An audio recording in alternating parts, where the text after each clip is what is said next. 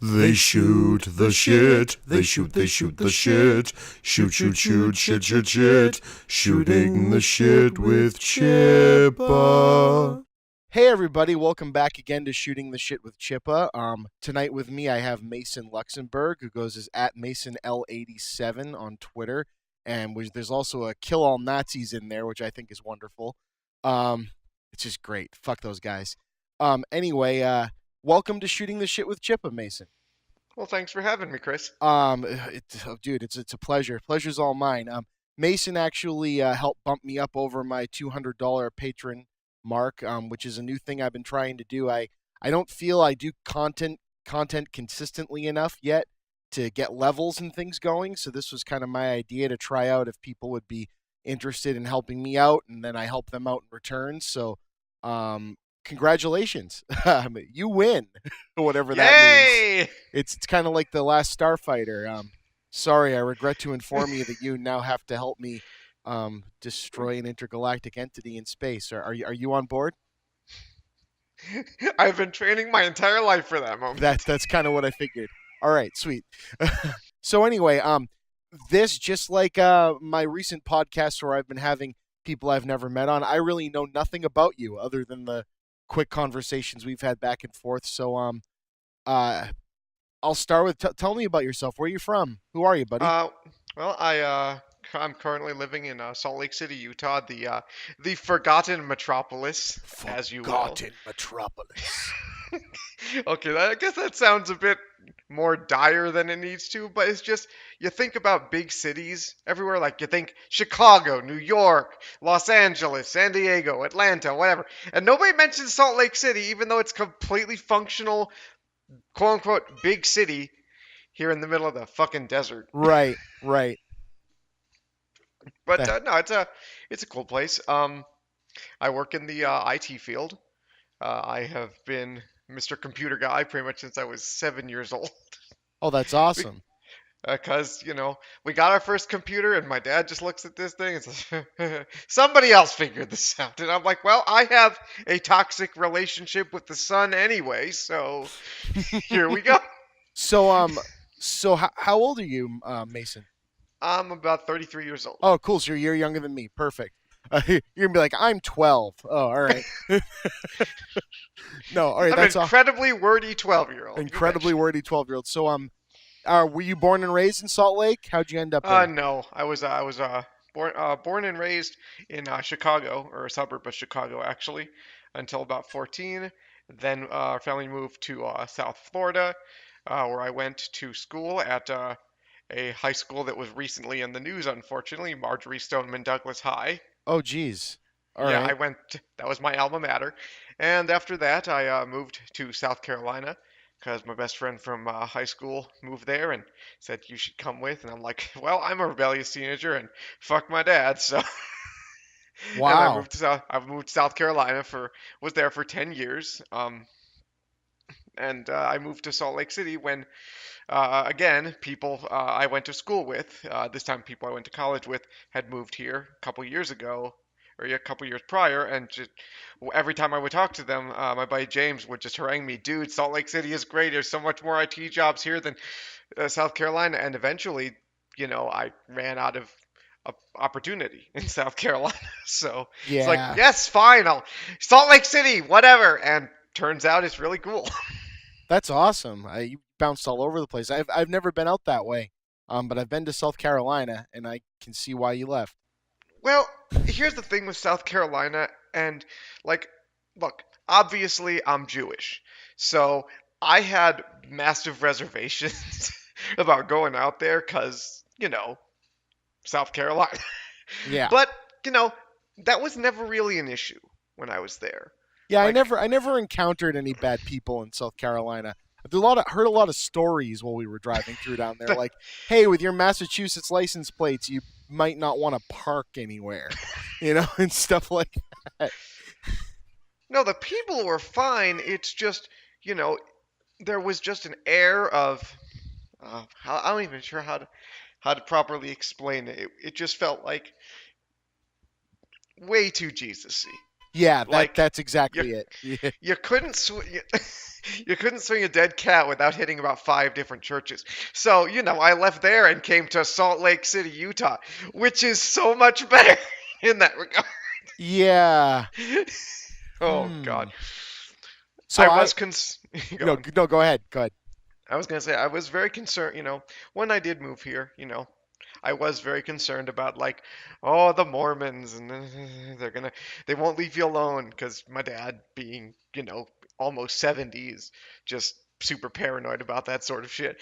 And look, they've come to my door a couple times, no doubt, but I've always very politely turned them away, except for one time where I not so politely turned them away.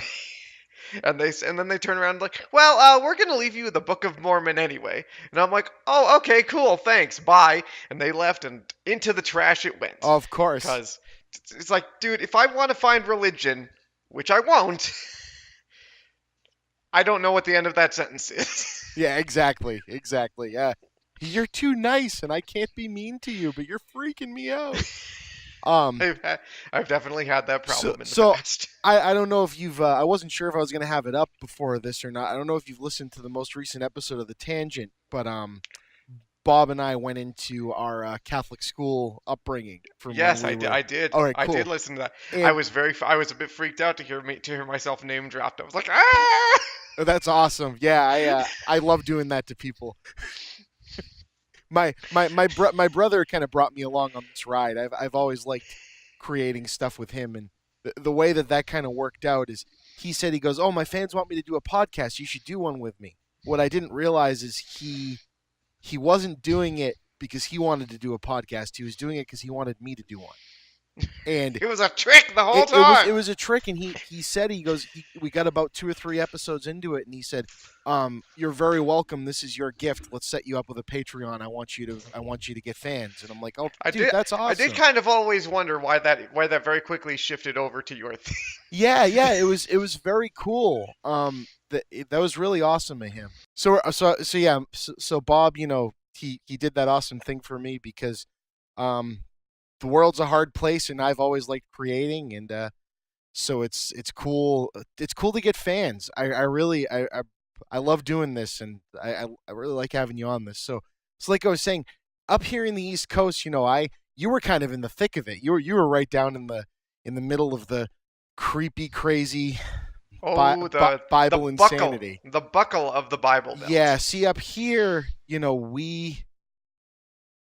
it's interesting. So going to Catholic school, I actually felt I was more insulated from the crazy people that take it a little bit too far. Like I always say, I got like the moral side of it from school, that the actual part of it that I guess is the intention of treat people not like shit. You know what I mean?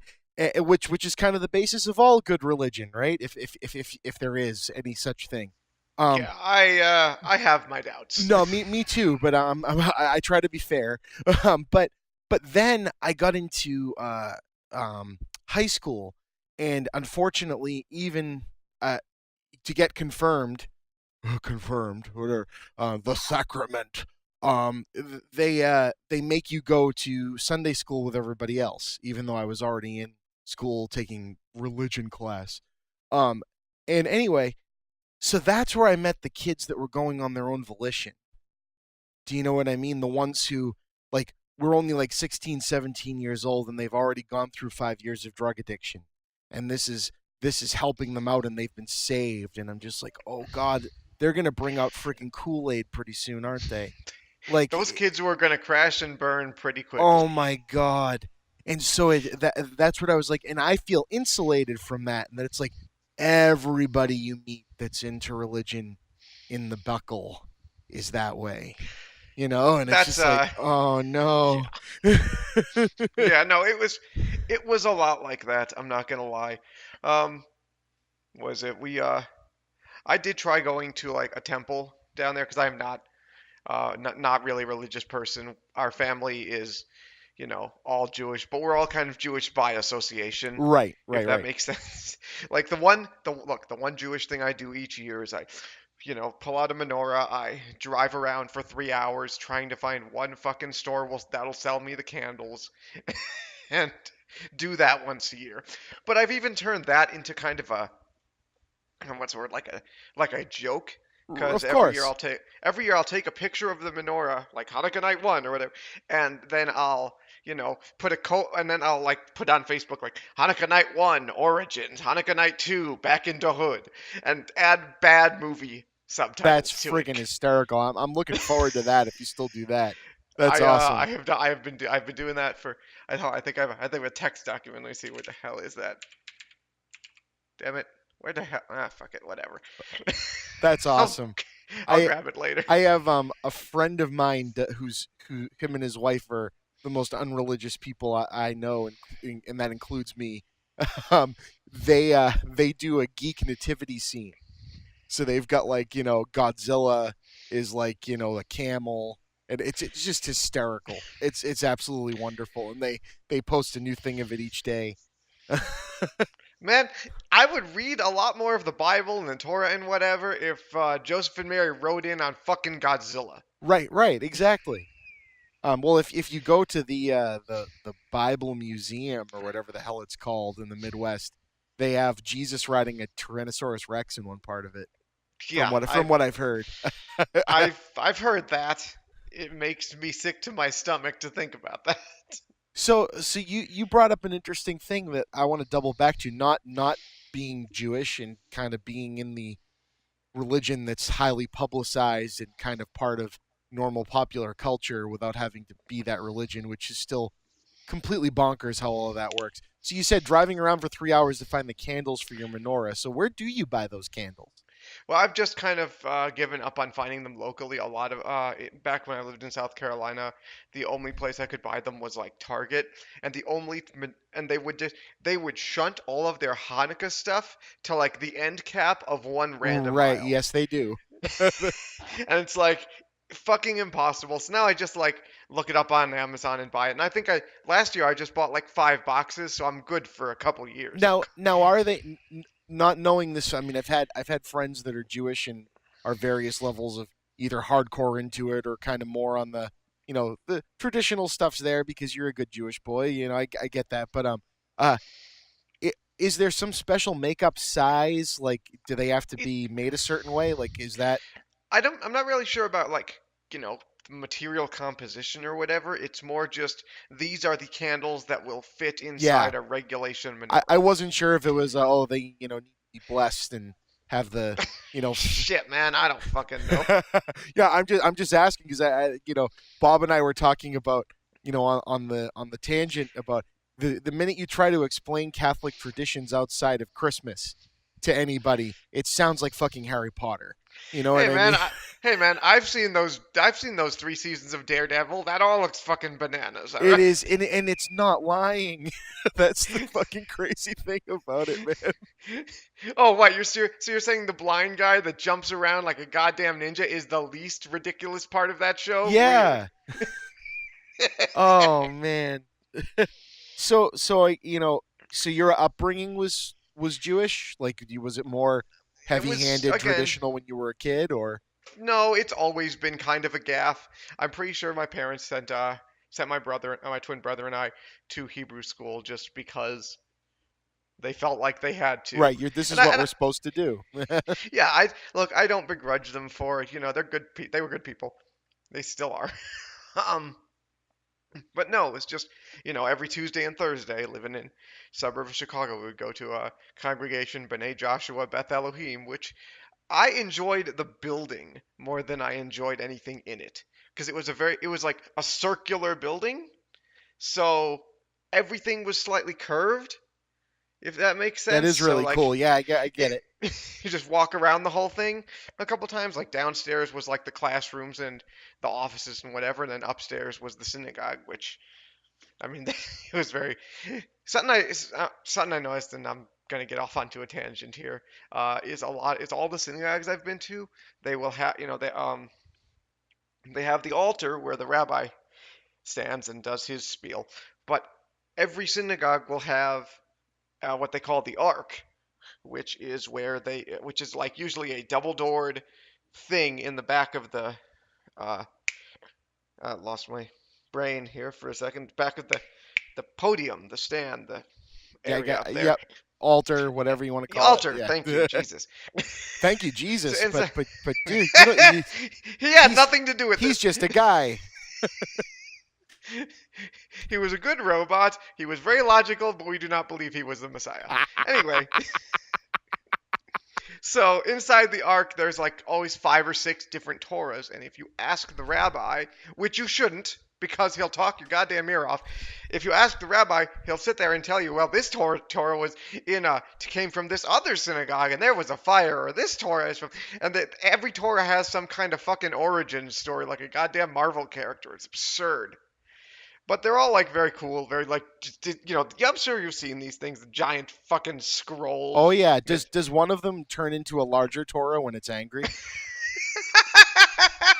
I don't know. I've never seen an angry Torah, so I mean, I've couldn't I've really say. I've read some excerpts from it. They sound pretty angry. I'm gonna get Old Testament on your ass. That's right. No, but the thing about them, because I did the whole thing with the bar mitzvah and whatever. So in Hebrew school, when I was younger, I feel like before the confirmation was more about trying to teach you like the Hebrew language and the Hebrew customs or whatever. Because when you're bar mitzvah, you're gonna need to know that shit. Right. What they don't tell you in Hebrew school, and what I really wish they had, is learning Hebrew is a difficult thing because there's like the 20 some odd letters or characters. But then there's also a bunch of like vowel sounds that go underneath the letters, so you like start with this sound and then you move into the vowel to make another to like make a e I o or u sound or whatever, and then you move to the next letter. So it's kind of like you're zigzagging as you're reading, which Jesus. is real fucking weird. But then the Torah does not have the vowels in it. You're just supposed to intuit what the fuck you're supposed to say. Oh no. So the only way anyone can get through their bar mitzvah, and every person I've talked to has said the same thing, is I just read the goddamn Haftorah section so many times. I recognized the vague blockiness of the characters in the Torah, and I just faked it. Holy shit. Yeah, they expect some real magic from 12-year-olds. I'll tell you that. Yeah, man. My mother was telling us, their generation is the last of the, good Catholic kids. You still there? Yeah. Oh, it sounded like you dropped out. Sorry. My mother and father's generation. Well, my father was Protestant, so that's a completely different other thing. But my mother was the last of the Catholic kids that needed to learn Latin because the whole freaking mass when they were kids was in Latin. That language that everybody speaks. Yes, that language that certainly is not only for summoning demons and sounding like a maniac. And it's the craziest thing, right? Because all of the modern, Romance languages and everything, which still kind of breaks me, all derive from Latin. Even though when you hear Latin, it sounds scary and horrifying. It sounds like it's always like Achtung Dominus, and it's like the fuck you talking. It does. It sounds like you're trying to summon a demon. Uh-huh. I mean, So wait, you're saying they don't do that? I mean, I feel like I'm being watched. No, they don't. I swear I won't tell the Jewish kid what we actually did. No summoning demons that I know of. Lame. Although it's amazing how many young kids you go through Catholic school with end up in like super like satanic death metal bands and stuff like that. Dude, you got to burn off that shit somehow. We now we only go into churches for weddings and funerals and stuff, and Right. we have a large Russian Orthodox population up this way, which everything is in Latin and Russian, and it's all set in triplicate, so it's all repeated. And we went to a wedding. It lasted for 3 hours, but it was one of the funniest experiences because the whatever, I don't know if they called him a minister or a priest or a father or whatever, but he was like running it like it was a stand-up comedy show because he knew there were people there that weren't into it, so he was having fun with it. And it was hysterical. He's like, now I'm going to say a whole bunch of random stuff that really doesn't have anything to do with anything, but I have to say it. You know what I mean? And it's like, this is hilarious. It's like, he's just having fun with it. And this is why I should never be like a priest or a teacher or a pastor or a rabbi or whatever, because I will just use that shit to like workshop stand up. Exactly. Exactly. Hey, what do you guys think? This hitting for you? Okay, I'm gonna just get out my notepad, scribble, scribble, scribble. No, okay. Move on to next joke. Okay. In my mind, every priest I ever think of just looks like George Carlin in Dogma. Oh God. Okay, Blesses his golf clubs. I have a George Carlin story. Oh, no shit. Well, it's a story adjacent to George Carlin. All right. So back when I lived in South Carolina, my best friend John, who he's the one that's like, hey, come up here and live, whatever. So we were living together for a while. So we saw, he runs up to me one day after I got home from work. He's like, Mason. I'm like, Jesus Christ, what? He says, George Carlin is coming to Greenville. And I'm like, no shit, huh? Okay, yeah, when? He gives some date a couple of months down the line. I'm like, yeah, cool. We'll have to check that out once it gets closer. A couple of months go by. I had kind of fallen into a deep depression. And so when John came back to me with, hey man, George Carlin, I was like, just wasn't into it. Like, we'll see him next time. Oh no. And like a year later, George Carlin passes away. Us not having gotten to go see him, and to this day, I feel like every third time I talk to John, he will not let me. Hey Mason, let's go see George Carlin. Oh.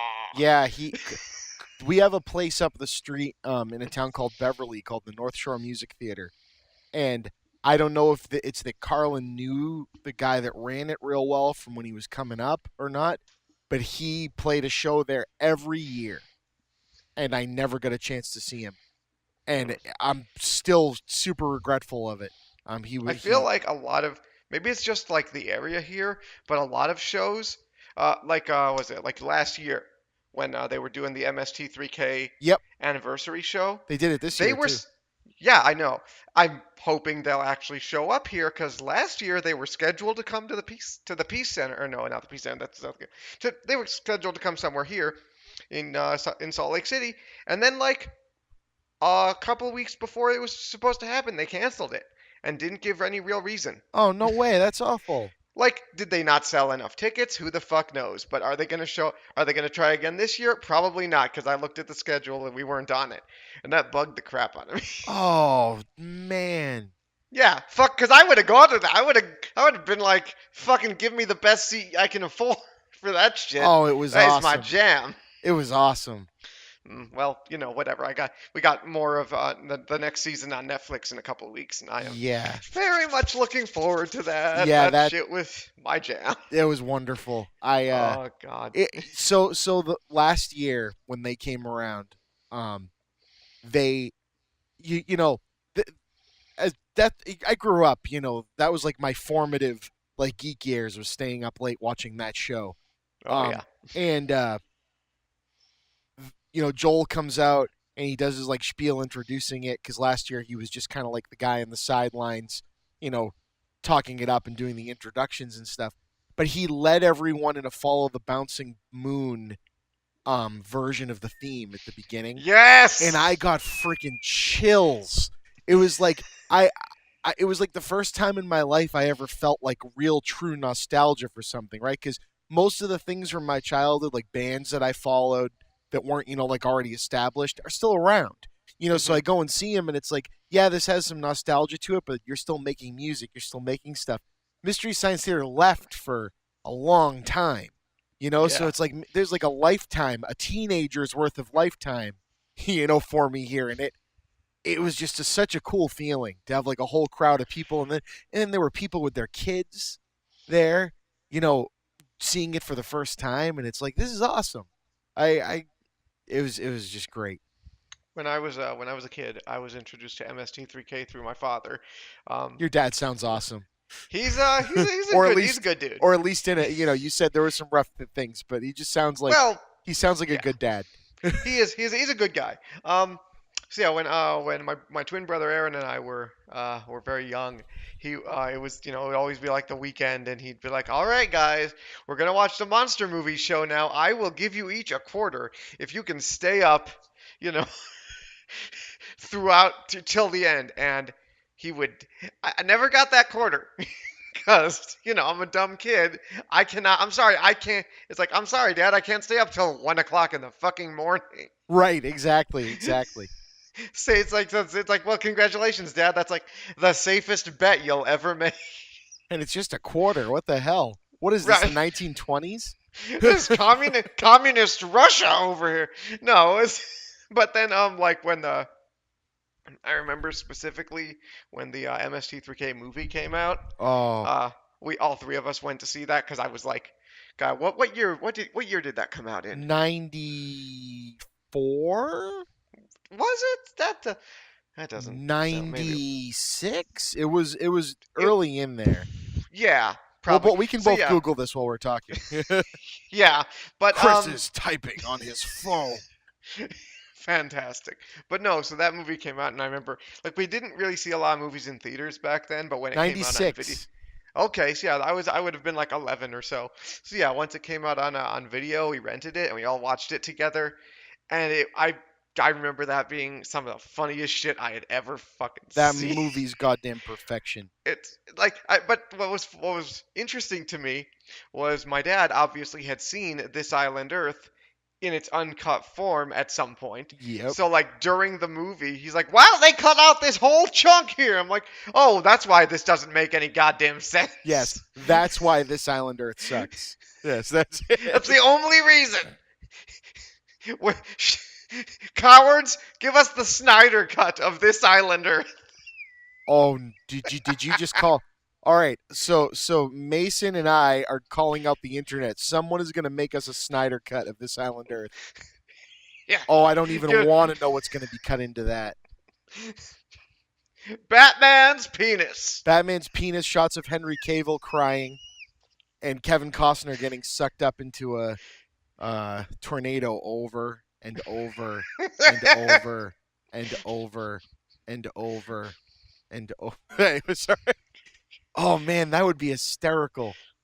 Dude, did you ever see Be Kind Rewind? I remember I wanted to. Oh, it's like, it's awesome. It's ridiculous. But yeah, that's with that's Jack Black and Mos Def. yeah, Right? and it was the guy that made Eternal Sunshine of the Spotless Mind. Yeah, Michel Gondry. Yes. And the ad campaign was like, Swede, your own version of some movie. So Yes. we should that should be a new thing. Let's Snyder cut it. You know? Just make it long and overblown, and then recut the second half as if Joss Whedon made it. Yeah, there you go. Just retint all the colors. Don't worry if it looks. We're just Okay. gonna stick comedy in here. Yeah. It won't feel weird at all. Mhm. So, did you actually ever get out to see Justice League? I have not seen Justice League yet. I also Okay. haven't seen Suicide Squad. Don't. So, And I'm not Uh, really convinced that I saw Batman versus Superman. I watched don't it, worry, nobody did. but I don't think my brain processed it. Well, only true intellectuals actually. Understand the brilliance. Yeah. Yes. No. So my buddy Will and we went to see Justice League, and we both knew it would be a huge piece of shit. Like, let me just preface this: we both knew it would be fucking garbage. But he had seen all of the previous movies. I, had abstained from all of them because I had heard, rightfully so, that Man of Steel kind of crap, Suicide Squad really fucking crap, Batman v Superman just suicidally terrible, etc., etc. Oh yeah. So we go and we see Justice League, and there's a point in the movie where it's probably like the third act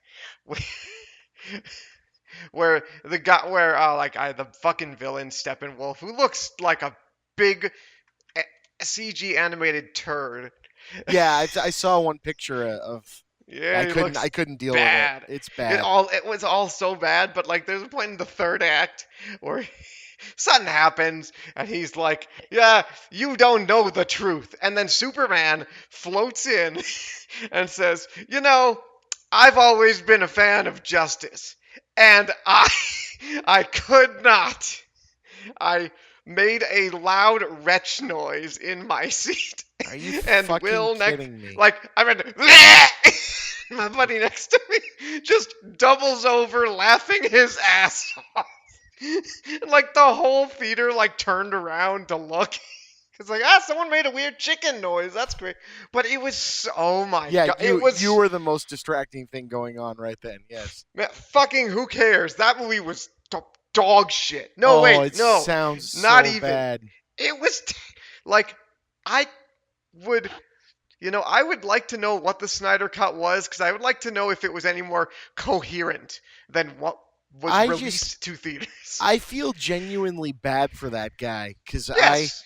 Yeah, he no, suffered a cuz massive tragedy. well, even yeah, I mean that in and of itself, but just how bored and lonely and just angry must he have been, because you can tell, like, Man of Steel, you can see a movie wrestling with itself. Yes. Do you know what I mean? And I Yeah. feel like the movie he would have made to follow up Man of Steel would have probably Hmm. been something semi-interesting. You know, because But he nope. wrote a Clark Kent origin story. We've never really gotten that before. You Hmm. know, he wrote an origin story for, how can this guy who's the perfect person, i.e., an alien, Hmm. on the other end, uh, what gets him to that point? How does he learn to, the cover? How does he learn to be an Earthling? How does he learn to be human? And like that perfect, like 1950s chiseled guy thing, this persona, this perfect American guy persona he puts on. How does he learn that? And it's like, okay, you learn that through tragedy. Okay, I can buy that.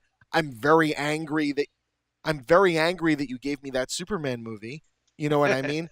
But at the same time, if he had led into, and now, because remember the shot of Henry Cavill as Clark Kent at the end of the movie, he walks in as Yeah. Christopher Reeve Clark Kent, Sure. and Yeah. and so I'm like, yes, we're gonna get a great, because I think Snyder making a a Superman movie like Superman 2. You know what I mean? Yeah, that'd be great. Would be awesome. I think that's right in his wheelhouse. But instead, he has to carry this dark, brooding torch of what they were trying to do. And he's partially responsible for that. I get it. I've been through this a lot before, but the guy can make a good movie. He can make Look, I've dog seen shit. some He of his can make movies. dog shit movies too.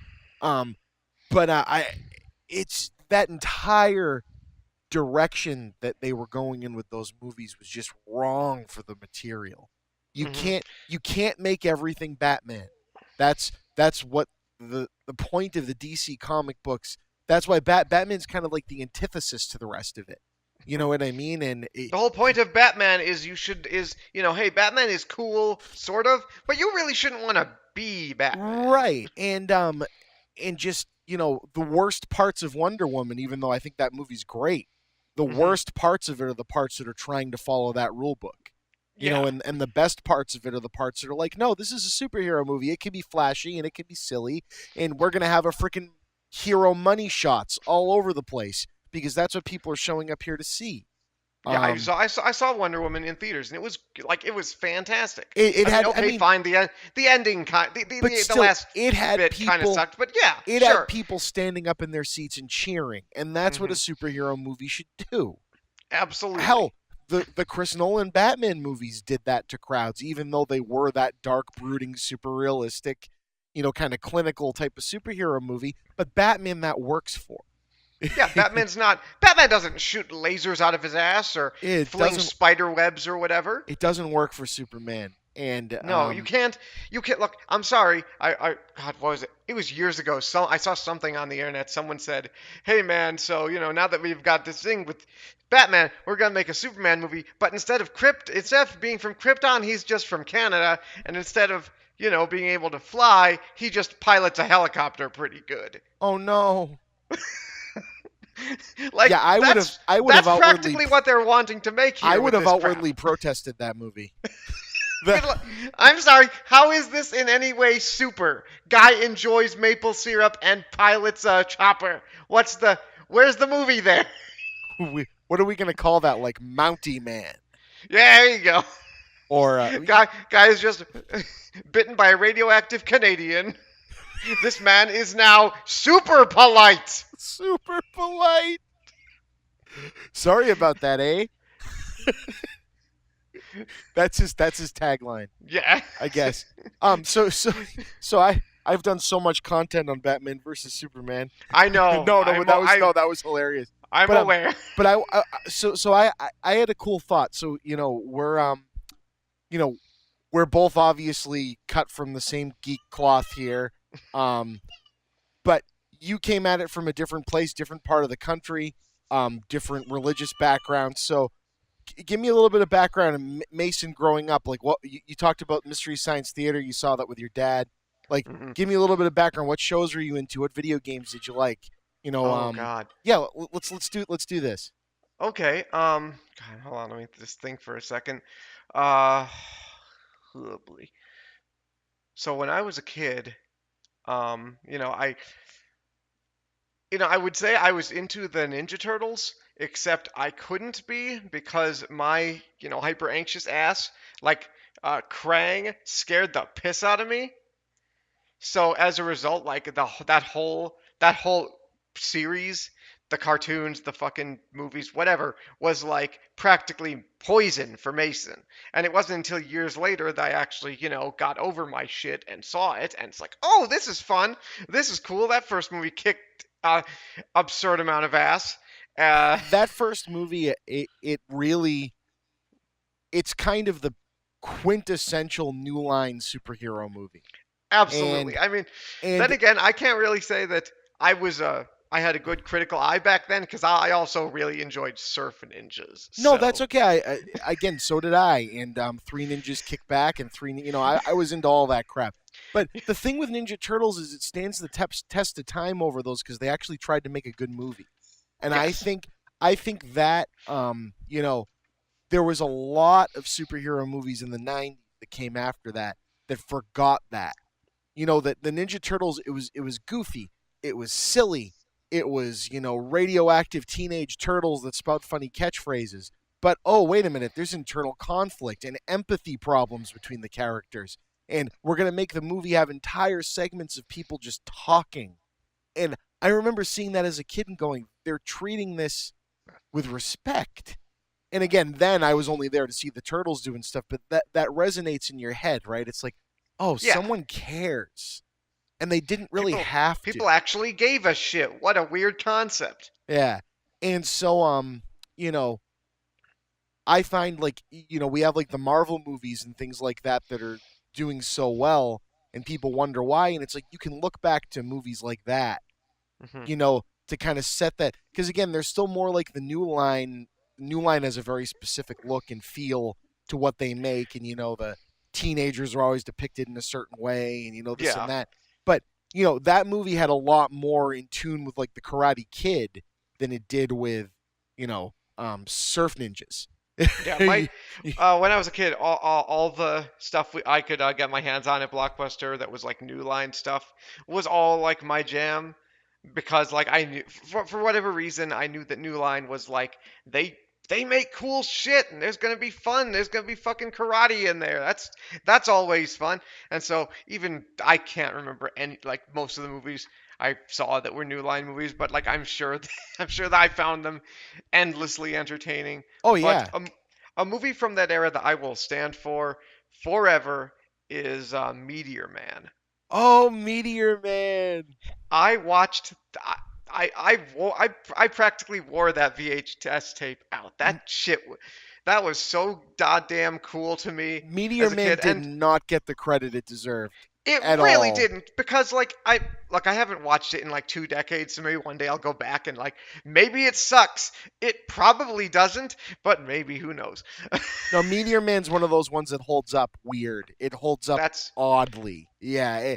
Like Because one of the things I remember from that movie is like he can hear that he can talk to like he can understand the dog or whatever, but for whatever reason the dog has a robot voice, and I was never really like, why the hell didn't they just dub in a voice? What the hell are they doing? Like even as a kid, I'm like, this is just wrong. Dogs aren't robots. oh, that's fantastic. Oh, Meteor That, Man. that movie Did was you cool as notice shit. that the Shazam trailer? I don't even know if New Line exists anymore. They might, but either way, DC understood what they were making, so they stuck the New Line logo on it. Yeah, I And I watched that think that's Shazam trailer like awesome. 5 times. That was like, holy shit, a character that like this looks great. This looks fun. Well, This looks like it's gonna be a good time. it's the polar opposite of the Venom trailer, which I still haven't seen that movie, but I watched the Venom I trailer and I I went, will not see that movie. I watched the trailer and I go, it looks like somebody's trying to evoke a 90s superhero movie. hmm But they unfortunately picked a Crow sequel. you know? Um, whereas, this one you go, oh, Shazam, it looks like they're trying to evoke, a 1990s superhero movie. Which one are they trying to evoke? The Ninja all, Turtles. all of them. Right? That's the kind of thing. And oh, that's so okay. So Ninja Turtles, Meteor Man. So what Uh-huh. else? What's some of your early harnessing the geek bug, if you Oh will? God.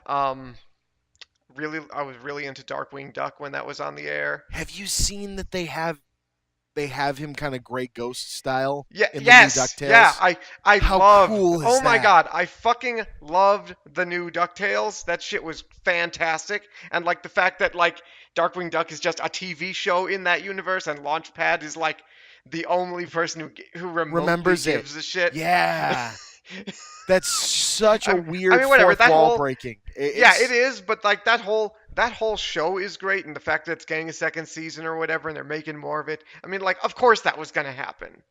Scrooge McDuck is like the OG super rich guy having fun, whatever, and that was also my jam when I was a kid. Was Disney the original Disney DuckTales. has to keep doing this to me. They have to keep bringing things back from my childhood, and I want to be angry at them for it, and then they nail it. Right, Like right. the new Muppet Babies is freaking perfection. I See, I watch it. haven't I seen that. watch I it with haven't my seen that. daughter. She loves it, and Mm. the very first episode has a Raiders of the Lost Ark reference in it. Like they're making the same damn show. Oh wow! Holy crap, that sounds cool. Might have to look into that. Right? It's crazy. There's an episode where they do they go into a museum and are interacting with a painting. Like there's like living things inside the painting that they're interacting with, and I'm looking at it and I go, that painting looks familiar. Holy crap! That's the painting that Cameron is staring at the museum sequence in Ferris Bueller Day Off. And then the Right. show slows down and the music from Ferris Bueller starts and they do the whole sequence with What? like Fozzie staring at the poster just like Cameron. And I'm like, no kid is going to get this. And I'm applauding this. I'm so happy. It's like they understand, look, this is a show for children, but there's a show for children so young that their parents are going to be in the room anyway, so we might as well throw them a bone. Well, and that's what was crazy, right? Because the original Muppet Babies was throwing in references to things that were happening that kids were watching at the time. Right. Now the new show is throwing references in still to that time because they know the kids that grew up with it or now have kids and watch it. It's such, and they shouldn't be putting that kind of care into it. Anyone that craps on Disney, because again, they're only doing it to make money, but Of course. everything is only there to make money. The most beloved thing, I hold on an almost, untouchable level, the Lord of the Rings films. But again, they only exist because someone thought they could make money. You know what I mean? That's the only reason they're here. Right. And so, at someday being cynical about, fan service in a Star Wars movie is like this fan service there because they know that you're going to show up. Like, It's like, hey, the fact that you're complaining about it means it worked, yeah, dumbass. exactly. So okay, wow. So So yeah, Darkwing that sort Duck. of stuff. Let's get dangerous. Yeah, oh my god, that's again, show was just so much my jam, and I did like even as a kid, I didn't really realize how much of kind of a dumbass Drake Mallard was. But it was Yes. just he thought he was so cool. It was like yeah, it was like fucking fake it till you make it or whatever. Right. So I'm fairly certain, and I don't fact check these things because I don't want to. but I'm fairly certain that Darkwing Duck may have been one of the last, at, at least hand animated. I don't think it was hand colored, but hand animated Disney TV shows. And even if it wasn't, they put a ton of money into it. Like I remember Darkwing Duck being a thing. It was like a huge gamble for them. And Oh yeah. I don't know if you got where you grew up, but we had it was like WLVI 56 was the local channel that played. It's now ABC or whatever, but at the time that played the Disney cartoons. Mm. And I mean, they had the Aladdin show, they had That was a good Tailspin. one. You know, they Oh, had Tailspin would be a great one for them to bring back too. there's Especially no good. I mean, they had Don Carnage in DuckTales, so there's no right, good reason not to do it. right. But man, yeah, Tailspin was always I'm like I really enjoyed that, I'm even as surprised. like 90s as it was. I'm surprised they didn't pull a Tailspin tie-in when they did the new Jungle Book movie, because that Just in the background of the Jungle Book, you see a crashed plane, or right, whatever, and it's or the- just make a new cartoon and have Bill Murray voice Baloo, just because. You know, I feel like would Bill Murray do it? Yeah, of course he would. Would he? Yeah, I mean, he wouldn't have shown up for the movie if he wouldn't do a freaking voice for a TV show too. Did you enjoy the Jungle Book movie? Yes, I did. Did you Good see man. it? Yeah, I saw it. It was fantastic. It's wonderful. It shouldn't be. No, it should have been. It should have been a piece of shit. I was expecting it to. Everything inside me tells me that it should suck, and it was wonderful. Jon Favreau is such an interesting director. So weird. So just a weird dude in general. Like Jon Favreau, what do you do? Oh, you know, I made some comedies with my buddy Vince Vaughn when I was younger. Okay, well, what are you doing now? I made Iron Man. You may have heard of it. All right. What did you make before Iron Man? Elf and Zathura. Oh, okay. I mean, they're both great movies, but what? And what are you doing now? Oh, The Jungle Book and The Lion King. Well, what did you do before The Jungle Book? I made a little indie movie about a chef who rides a food truck around with John Leguizamo and his son, and it's all about father and son bonding. Who are you? What parallel reality did you escape from? Wait, he's the strangest. One of the strangest current people working, because he's a big Hollywood director that carries himself like an indie filmmaker and still has that credibility about him. You know what I mean? Like he just wants to work. Right, and it's like you know if a movie is going to be directed by Jon Favreau, you have no idea what you're going to get. But it's like, I mean, because you know, look at other directors, look like fucking Guillermo del Toro. All of his movies, there's a through line there. You know exactly what you're going to get. And don't get me wrong, I fucking love Del Toro. But Favreau's a little bit more out of left field. It's like, well, you know, this could be good, it could be terrible. We're gonna find out, but I will go to the theater for that shit. Exactly. I mean, Cowboys and Aliens, right? It's like, you know what? That movie, flawed as it was. No, exactly. But I mean, it was fun. How is that the same guy? I mean, that movie has some unique shit in it, like visually, story wise. Like it's just like, well, wait a minute. Right. It's weird, right? We get directors like that, and they don't normally because Ron Howard falls into a similar category of Favreau. Of course, Howard's career is way larger, and he's been working longer. But it's that same kind of thing. Like he'll just show up and work. Mm-hmm. I think that's probably why Disney hired him to do Solo. Oh, of course, the guy he works, you know, and he's never made, you know, like the greatest film ever, and he's never made anything that's been considered complete garbage. It's just kind of always he's formidable, he's satisfactory, he's a worker, he shows up. Does he have a visual flair of his own? Not really. But the guy works, and people seem to really like him, and I think it's awesome that Ron Howard made a Star Wars movie. I don't care what one it is. Yeah, you know I think it's kind of awesome that American Solo was Graffiti, better than it had any right to be. Solo is quite better than it had any right to be. It's flawed, but I had a lot of fun with it. And again, that movie should never have worked. That should have been a 3-episode arc of a TV show, if that. And Jon Favreau's making the Star Wars TV shows, so which is fucking bananas. Right? Now, speaking of Star Wars TV shows, did you see Rebels?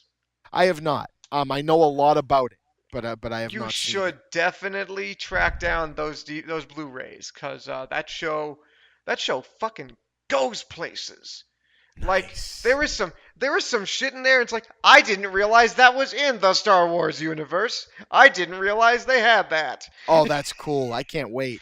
Like there is some there they do some shit with fucking Emperor Palpatine or whatever, where they turn him basically into like a creepy witch in the forest or No whatever. shit. Like he's absolutely doing some bubble tile and devil sort of bullshit in there in the later season.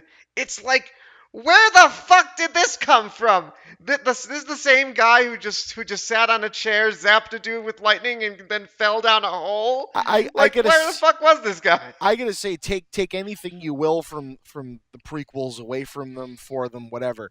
He's consistently the most interesting thing about those movies. Every Um, time, you know what? Look, I didn't really much like the prequels, but no, but goddamn it, he's every fucking time. phenomenal Oh, in them. sure, absolutely. You could watch that lunatic bounce off of the screen for 3 hours. Just do that. Why the hell not? Like at least his rise to power in those movies makes a vague amount of sense. Right? There's a Especially nowadays when we got a lunatic just grabbing for power at yes. all times. There's a majority of things in those movies that I wish I could just pretend wasn't canon, but Hmm. but I like being able to watch the original trilogy and think of that rise to power and Palpatine, because it makes him so much more vicious and human. Even though to me it's like, man, Yeah. that guy fucked over people before he had magic powers. You know what I mean? And it's just like, holy shit. Well, Like, I mean, think. Well, it's like, well, gee, who would the worst villain in the universe be? I don't know. An evil politician with magic superpowers? Hey, look, we got that. So it's fucking, genius. he's the most diabolical politician since Senator Armstrong in Metal Gear Rising. Yes, and see, that's the thing, right? Thing you can never take away from George Lucas, because the thing is, now he doesn't have it anymore. They're making good Star Wars movies again. We got to shit on the guy. No, don't shit on the guy. The guy only directed one good Star Wars movie. The other three movies he had no intention of directing. I'd say Yep. there's probably a movie and a half of good movie in those three movies somewhere. Most of it is in the third one, but Yep. The guy can create one hell of an idea for a story, and he can create awesome characters. He's got both of those things. He just can't write dialogue. Is what it really comes. He can't write dialogue in a cohesive story. He's needed other people to do that for him. Yes, and you know what? If you're a good creator and if you have a good creative team, you can have people by your side that will check your failures. Right. Exactly. It's just And not let you a make lot of that Howard stuff the was Duck. like, well, it's Star Wars, so fuck it, it'll make $1 billion. Yes, George, whatever you want. You want them to walk around with a walking minstrel show? Cool, that sounds great. Oh no. That's hilarious. Like that's I can't imagine that wasn't like in the meetings. Like this, so surely there was someone in one of the meetings at Lucasfilm like raising hand.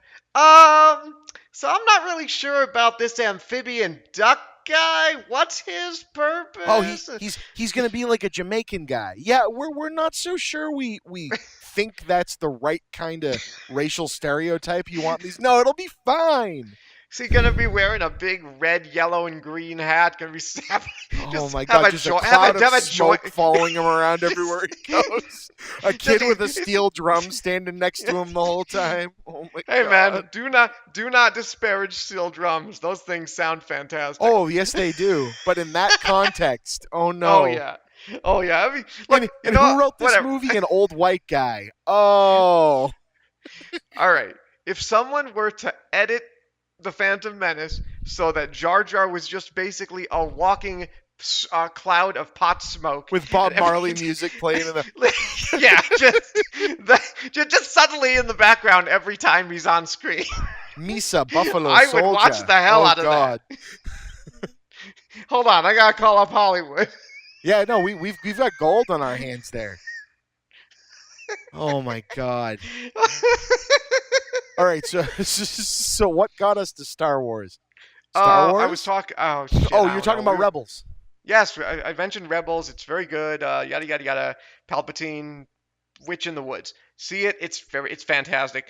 The first season is a little touch and go because they kind of make the main character a little bit of kind of a precocious, oh, weird Jedi powers, okay, but it goes places, and there was some heavy shit in that show. But anyway, other stuff from my childhood. Yeah, I've heard nothing but good things about Rebels, so Yeah, that's it's I mean, look, I avoided it the whole first season. Like, this is for kids, whatever, because I didn't really like Clone Wars very much.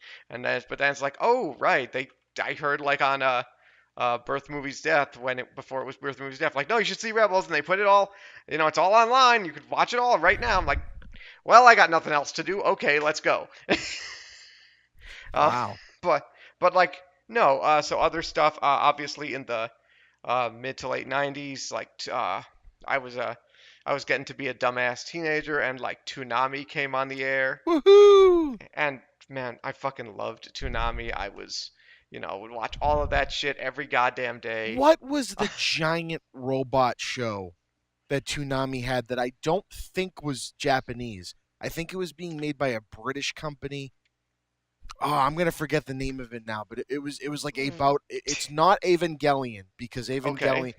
Evangelion shit.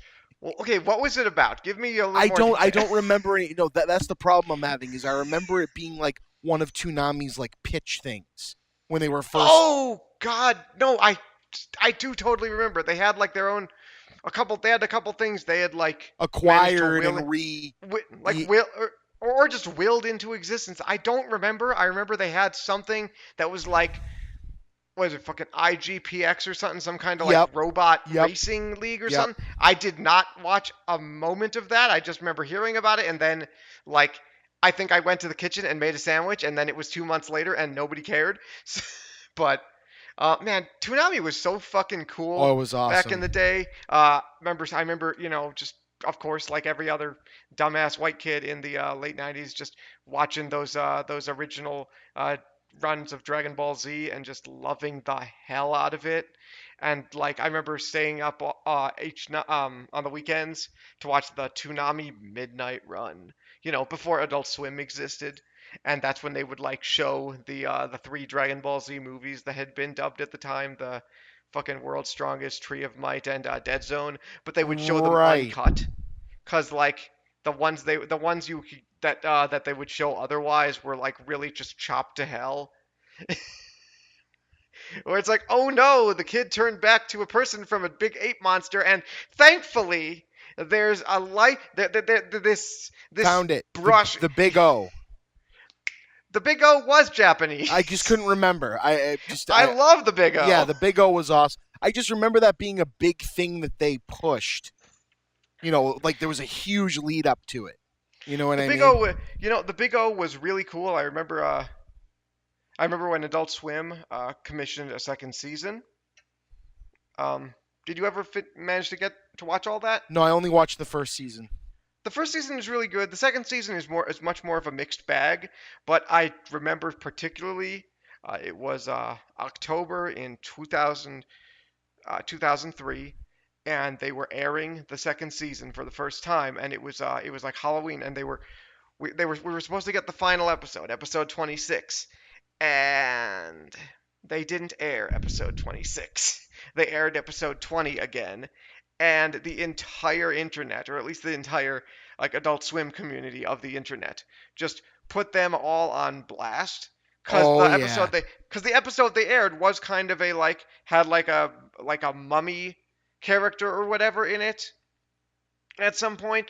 So it was like very, because again, this was like Halloween or right around Halloween, the week of Halloween.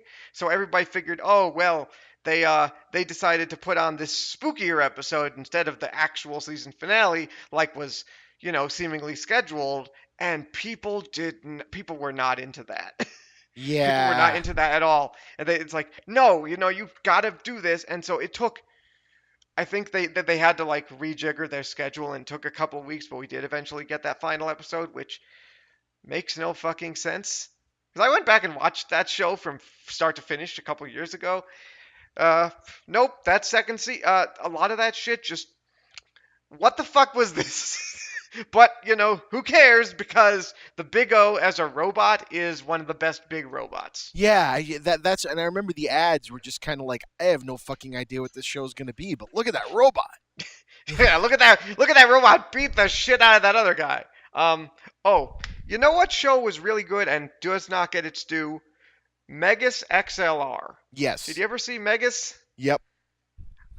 I So Megas was on when I was in college. I was getting my learning on for my IT stuff, and I was working the front desk at a hotel at the time, and it was a very not not busy hotel. So there was a TV in the front desk area, and I was usually the only guy there when I was working. So I would just turn on Cartoon Network and just watch whatever the hell was on, be it the Teen Titans cartoon or whatever. And then when they announced like they're doing this new show, and it's like, the power of Megas just might save the world if these two idiots don't screw it up first.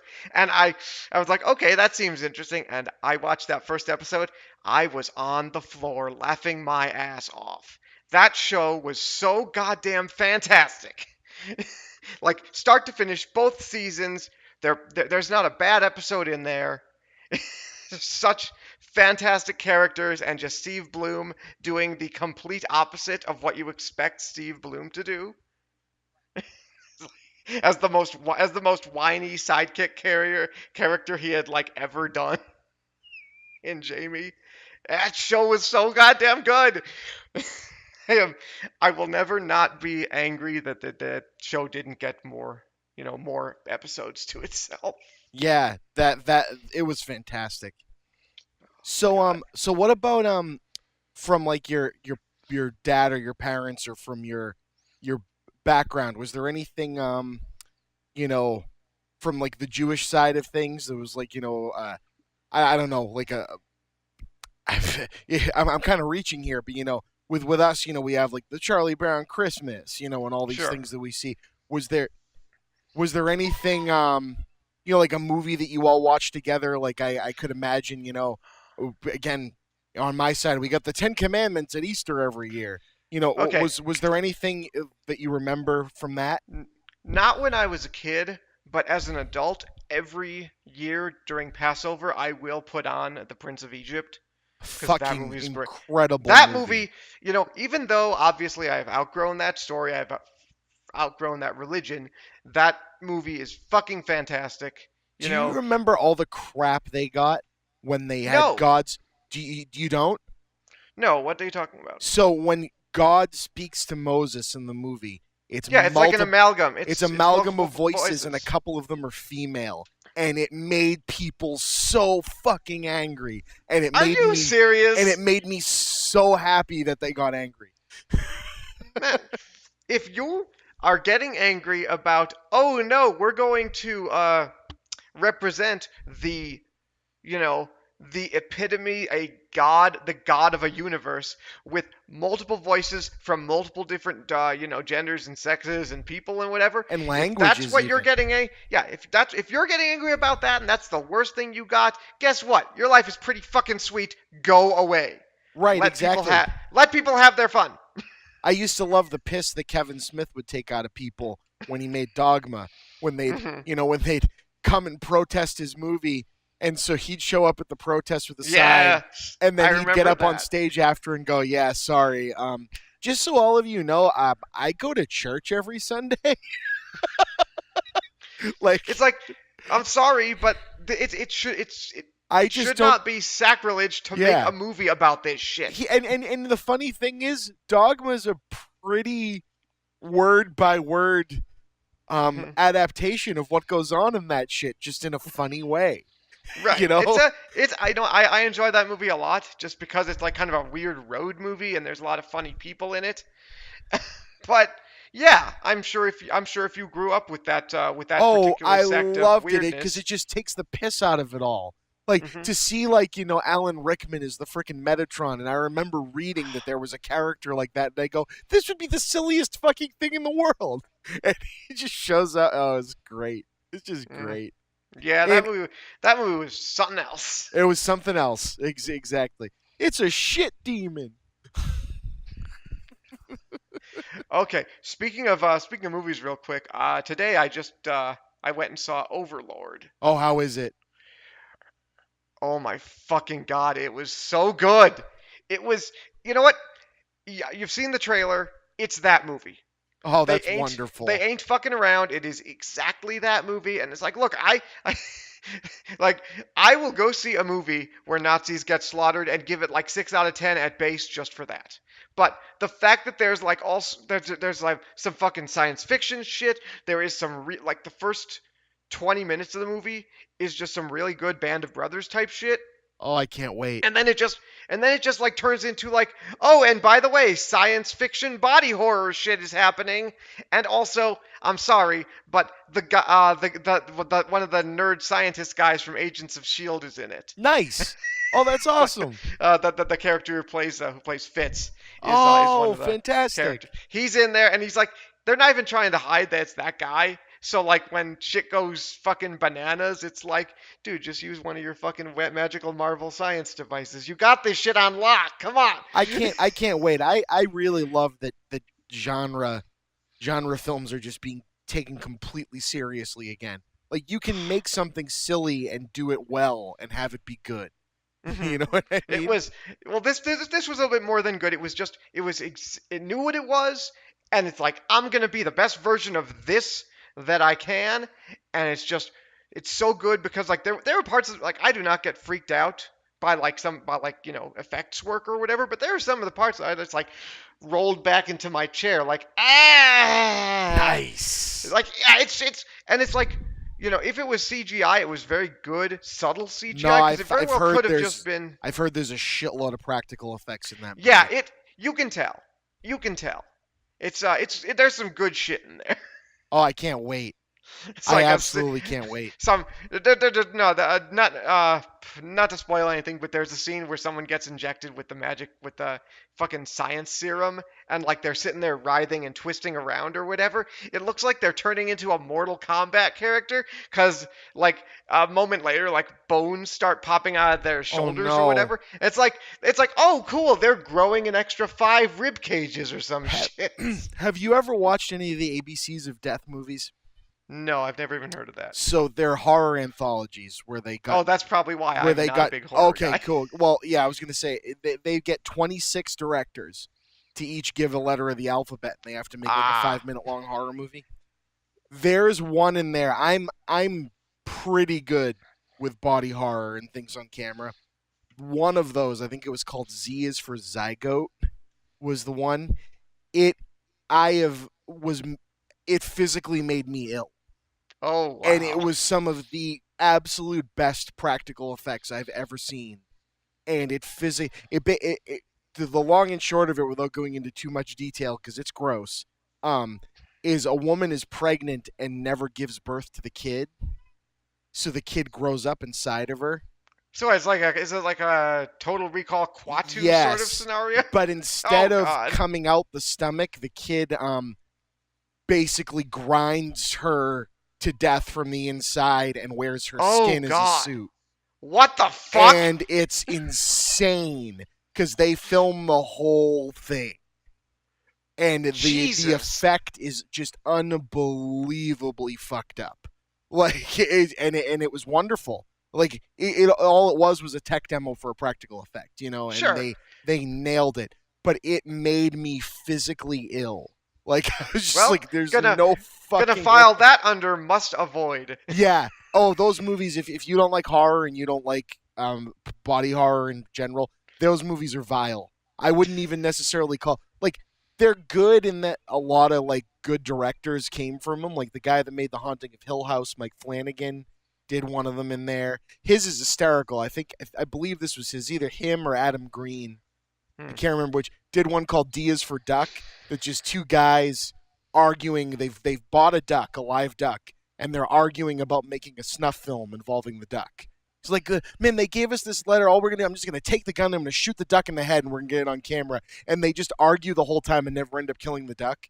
And it's hilarious. Like, it's just really, really well done.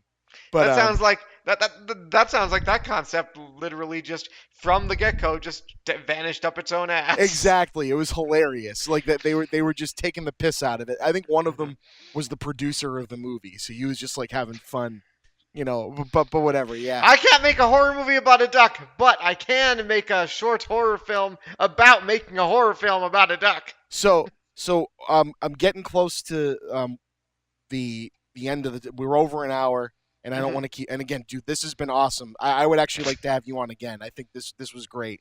I would love to. I really appreciate this, but I have to ask, um, because even though it's not a very religious one, you have a Jewish background, and I've talked about this on podcasts with my brother before. But have you ever seen The Passion of the Christ?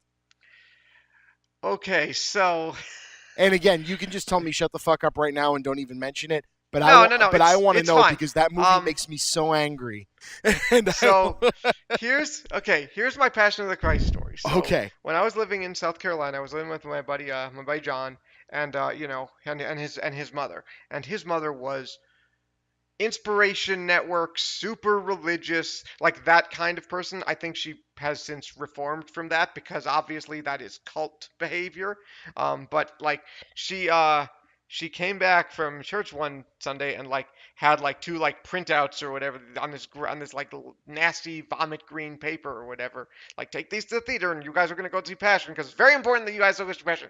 And it's like I'm Jewish and he doesn't care. So I was like, you're gonna so we said, okay, yeah, we're gonna do it. And like she went to work the next day, and like John walks up to me and just says, okay, look, here's what's gonna happen. I'm gonna destroy these and throw these in someone else's garbage can, and she's gonna ask if we went and saw The Passion, and you're gonna say yes, and you're gonna be very vague about it, and that's gonna be that, because I don't want to fucking go see that. And I was like, well, I don't want to fucking go see it either. So we did that. And it's like I've never seen The Passion. I've heard horrible things. I'm not into a snuff film. I don't give a shit whether it involves the Son of God or not. yeah. So there's to describe one thing to you, and Go ahead. this isn't anything gross or anything like because but so I saw it out of curiosity because I was in that cult, if you will, for a long period of time, just going to school and kind of half paying attention to it. Because if I'm a pretty good student, so if they're telling me to listen to something and pay attention, I'll listen to it, pay attention to it. Mm-hmm. So I'm like, okay, I've read this book. I'll go see this movie. I want to know if everyone claiming that Mel Gibson's a crazy, Holocaust not believer, that made a movie that's an affront against the Jewish faith. I want to watch it and see if they're just giving him a bad rap because he's a crazy guy, whatever. Oh my God, like they have like the rabbis are heckling over money in every shot in the goddamn Oh, movie. great. Oh, dude, Fantastic. and that's just like the beginning. But so you know this story. I've read the books. I was brought up in the religion. The whole frickin' shtick that I was always taught, the thing you were supposed to take away from it, it was the perfect turn the other cheek allegory. It was you get killed by your own people, by your own religion, by your own race, and at the end of it, you forgive all of them because they were supposed to do it. Do you know what I mean? That's the whole takeaway. This isn't like the Jews are awful people because they killed me. This is forgive them. They didn't know any better. They're just humans. They're weak. Right. But instead of that, okay, this movie ends with them finding the empty tomb of Jesus, and then the Terminator soundtrack kicks up. I am not kidding. No. What? Literally, the score of this movie turns into dun dun dun dun dun. And No. and You're Jesus making walks. that up. No, I am not. And Jesus walks by the screen, and you see the hole in his hand from where the nail was going into the cross, and then they run the credits. So literally, the movie ends with a war cry. What the fuck? Like he's gonna walk out and just go freaking Super Saiyan on him. You know what I mean? Like, Okay, let's be clear. I'd watch that movie. so would I. Let's where is look, Where we've is the gotten Jesus just fucking shows up pissed off and fucks shit yeah. up movie? Where's the fuck your sins? I'm getting out of here. Buff Jesus flying around like goddamn Vegeta, beating the piss out of people. Where's that? I want to see that movie again. I'm calling Hollywood. The guy that made Legion would probably be down for making that. I'm sorry. Until you mentioned that, I had forgotten that Legion existed. And he'd probably get Paul Bettany to play Jesus. Fuck, that'd be all right. But you know what? But have him do Jesus like he does Vision for 90% of the movie, and then just when he gets all pissed off, just have him go completely fucking bug nuts crazy on it. So That'd be fun. there is one funny story, and I think I've told it on one of these podcasts before. But since you didn't see the Passion of the Christ and virulently avoided it, which good for you. The what's his name who played Jim Caviezel, who was Yes. a respected actor up to that point, played Jesus, and there was like this air on the set of like because Mel Gibson, right? He keeps his sets very like out of the public eye, and when he's asked, oh, if he's doing like William Wallace in Braveheart, we don't know William Wallace. We don't know that story, so it's fine if Mel Gibson, gets angry at the people interviewing him for changing something about history or whatever. But when you're doing it about, someone's entire livelihood and their religious background, they get a little bit more angry. But either way, he carried himself like Mel Gibson. So they're interviewing Jim Caviezel, who's been struck by lightning like 3 times while making this movie.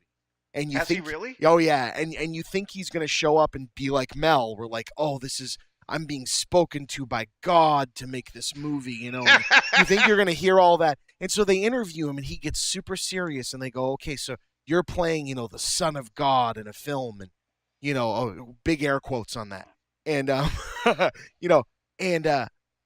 how do you prepare for a role like that? And he got super serious, and he goes, well, what I do is I wake up every morning, and I get out of bed and eat my breakfast, and have a glass of orange juice, and then I walk across my pool. and then he just smiles. He's like, all right, Caviezel gets it. You know what I mean? And I thought that I walk across my pool. Did he say it with that level of just abject stoicism? Yeah, just walk across my pool. Awesome. And then paused a bit to, is he being serious? Yes, he's being serious. This guy is literally reincarnated Jesus because Mel Gibson cast him in the Jesus torture porn movie. No, you fucking idiot. Do you know that Gibson is making a sequel to it? That's bullshit. Shut up. No, he's I'm not kidding. He's making a sequel. Where the fuck do you go from there? Is it gonna be the he's- Jesus Revenge? I think Is it gonna be that? I think he's doing Revelation. Is what he's doing. Refresh my memory. Revelation is the scary book that ends the Old Testament that basically talks about the end of the world. Great. So is Jesus going to be walking around with a giant fucking cross, Nicholas D. Wolfwood style? I hope so. Like, if he makes that movie, I'm showing up. I'll buy out the whole theater. The cross hides about 50 guns, and it's also a machine gun and a fucking rocket launcher, El Mariachi guitar gun style. Seriously, make that shit. I want to see freaking dragons and goddamn oh my Look, the God. unfortunately, the best version we got of that is Darren Aronofsky's Noah. Oh my God, I actually really liked that movie. That movie was fantastic. Like, that's what happens when someone that's wrestling with their own view of religion and reality makes a movie. It's like, holy shit. Like, that's how you straight adapt that weird shit right there. It's like, wait, I saw that in Assassin's Creed. I didn't think that was real. Oh man, Noah's a fascinating movie. Like that, it really is. Because it's partly very Darren Aronofsky, and other parts just really by the books epic. Like, it's weird. Like, it's very strange. You know what? If you're gonna make a movie about this shit that everybody knows, if you don't put your own fucking spin on it, it's dead. Oh yeah, no, you need rock monsters. You have to. You gotta have rock monsters. You gotta have a guy who slams a sword into the ground, giant fucking wave of fire, burns the whole field. That's That shit was cool. Yeah, that movie was That- fascinating. Like, again, if you're gonna do like I think this is why all the Robin Hood movies they keep trying to make keep fucking failing. And I'm not look, despite the fact, to quote my buddy, no man, this one's gonna be good because they have an actual British guy playing Robin Hood. Unlike Now, other I Robin don't fucking Hoods. care. I speak with a British accent. The it's Robin Hood, for God's sakes. Okay, the best version was made by Disney. If you're gonna make a modern Robin Hood, make it modern. Make it actually modern. Fuck, cast The Rock in it. Make him Robin Imagine Hood. an urban Robin Hood. That would actually Okay. be fantastic. Like Does he no, still use a bow or does he use like a rifle? oh, it doesn't matter. That would be fantastic. Or fuck it, dude. Cash in on the Hunger Games shit and make it post-apocalyptic. There's no again, there's no reason to keep it in fucking Middle Eastern or Middle European times. I'm just saying, like, no like, point to it. that's what I'm saying. Like, if you literally do it in America, do it with the downfall of society, and have it. Fuck it, just make it a Hunger Games sequel. Just make it Katniss. Like, if you want, if you wanted to do, I feel like nowadays you could totally do a really good, really charged Robin Hood movie because, the whole, hey man, a lot of the rich people have all the money is kind of a big issue here now. You know what you do? You do that and have fucking Spike Lee make it. That's what you do. Yes. That's what Sir, you do. Here is a check with my name on it and no numbers. Yeah, exactly. Like, did you see Black Klansman? Not yet, but I know it was- he's yeah. switched back on, and that makes me really happy. I'll be honest, Black Klansman was the first Spike Lee movie I saw, so I really am not privy to any of his rise and fall or whatever. There's no real rise and fall. He just gets a little indifferent from time to time. That's fair enough. He goes into okay, I'm also a studio director, so I can just do this by the number shit. You know what I mean? But then he comes out with something like Black Klansman, and you go, "Oh, this is the guy that made Do the Right Thing again." That movie was so fucking good, but also it was good, it was funny, but man, some parts of it are so fucking tense because the jerk doctor from Scrubs is like, oh man, is like asking fucking what's his name, the fucking shit, the Darth Vader wannabe from the new Star Wars movies. Kylo Ren, Adam Driver. Yeah, Adam Driver. He's Adam Driver is trying to infiltrate this white supremacist group, and so this guy takes him into like a secret bunker in his house, and is like, all right, now pull out, now let me see your dick. I need to make sure that you're not circumcised, because otherwise you're a Jew, and I'm gonna have to kick your ass. Like, what the whoa? Where'd that come from? Yeah, that came out of nowhere. Shit just got real. I feel personally attacked. Let me see your dick. That should have been on the posters. That movie was fucking crazy. I can't wait to see it. All right. It's real good. This is awesome. But yeah, I think we're getting near the end here. Dude, this has been an absolute blast. Like, I'm honored that you wanted to be on this. This is awesome. Oh man, dude, when I saw you were doing that, I'm looking at my phone on a bathroom break at work, and I'm like, well, if I get home this afternoon, and he's already gotten there, because who wouldn't want that? And I got home the afternoon, it's like, it's still where it was. Okay, let me just fix this real quick, because I'm not gonna pass up this opportunity. That's awesome, and I appreciate the patronage, because it lets my wife be a stay-at-home mom and gives me stuff to do that isn't soul-crushing day job work. So it's awesome. So anyway, before that, is there anything you want to pitch, you want to talk about? Are you doing anything that's interesting that you want to point people to? Unfortunately, unlike yourself, your brother, or other people you have on, I'm not really like an online personality. No, that's okay. I don't like write reviews. Everybody who knows me knows. Everybody said, Mason, you should do stand up, and it's like, I'm too nervous. I have too much anxiety to do that. Well, if you ever do, be sure to send links to it my way so I can send it around, because that's awesome. Absolutely. It sounds to me like I agree with them, because you're pretty freaking funny. But what else? Is there any other people, any other sites, any other things you want to tell people about? Um, Nothing that isn't already absurdly popular. Cool. Like I'm I just want to give you a voice if you need it. like I'm currently I know I've spent the last week watching the Giant Bomb Extra Life stuff Yep. because that site is fantastic. Go visit Giant Bomb if you haven't already because it's really good, hilarious video game coverage. I don't know, fucking tip your waitress. Awesome. I love. See, you are a stand-up comedian. Anyway, it's been great, Mason. Again, you can find Mason at MasonL87 on Twitter. Tell him you enjoyed this if you listen to this. And I'll be sure to have you on again, dude. Obviously, I'm Chris, the Chippa, at the Chippa on Twitter. The Chippa made this on YouTube. Put videos up, podcasts, you know it. Chipman Brothers Tangent with my brother, Movie Bob. I'm creating geeks with my wife. We've got some new ones planned for that. We actually owe you all an episode of Jumanji because of the $150 patron from the guy that pushed me up before you. And some other things, shooting the shit with Chippa right here. I also want to pitch because I just noticed a buddy of mine from college is on a D&D podcast. You ever listen to any Dungeons and Dragons podcasts? No, I'm too busy actually playing. Yeah, Dungeons cool. and Dragons. So this is he's in an improv comedy group that decided to play D&D and make it into a podcast. It's hilarious. The leader of their improv troupe writes the game. It's really freaking funny. It's called Adventure Incorporated.